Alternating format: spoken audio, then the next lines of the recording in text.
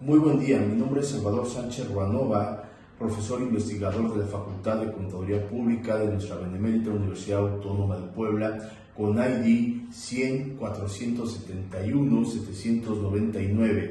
En este momento solicito de la manera más atenta sea entrevistada por la Comisión de Auscultación la maestra Laura Gatica Barrientos, por su ética, por su integridad, por sus valores, por su compromiso y por su liderazgo, para que sea nuestra directora a la Facultad de Contaduría Pública por el periodo abril 2022 a julio 2024. Saludos cordiales.